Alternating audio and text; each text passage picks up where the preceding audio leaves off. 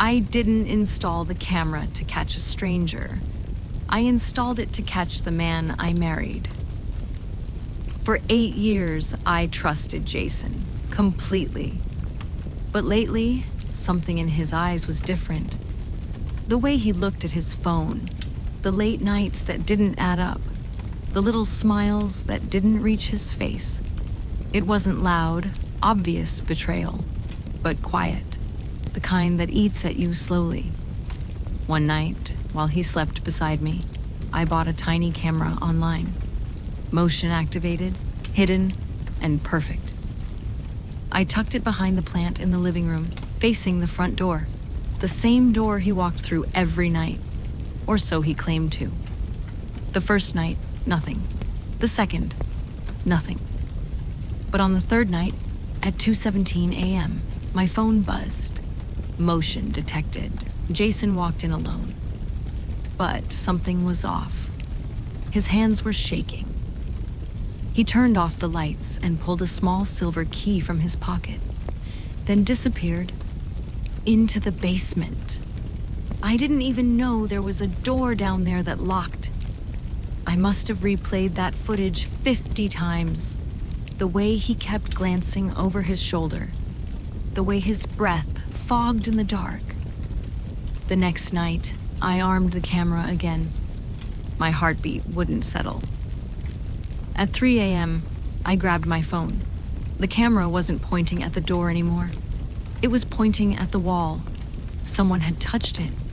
Someone new. That moment, my blood ran cold. He must have seen the camera. He must have known. But I couldn't let him know that I knew. So the next evening, I smiled like nothing had changed. Dinner, small talk. But my hands were shaking the entire time. At 1:58 a.m., I slipped out of bed. He was gone. I followed the sound of soft footsteps downstairs to a door behind the basement shelves that I swear hadn't been there before. The lock clicked behind him moments earlier. I pressed my ear to it. All I heard was this low humming sound, like a generator or a fluorescent light. I didn't open it that night, but I pointed another camera at that door. The next morning, I pretended to leave early for work, but stayed outside in my car, watching the live feed.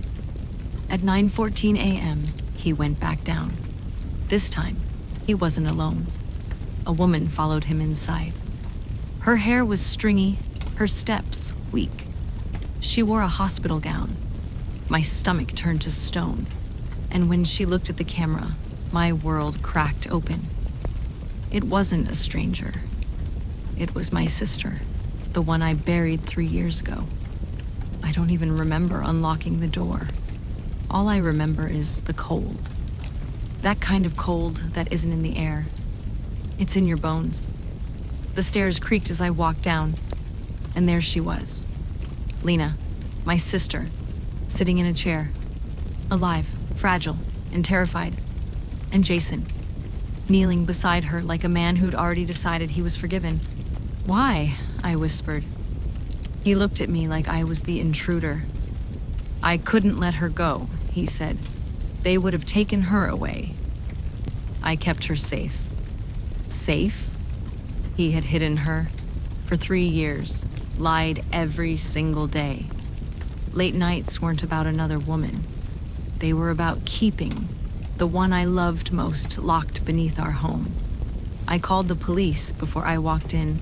I knew if I faced this alone, I wouldn't come back the same. When the sirens wailed above us, Jason reached for me. "You weren't supposed to know," he whispered.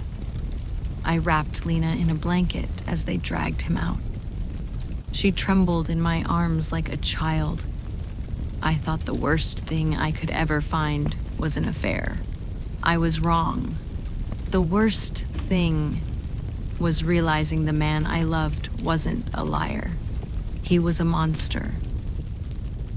Like and subscribe so you can be here for every news story that comes out, and drop suggestions in the comments of stories you would like me to write for you.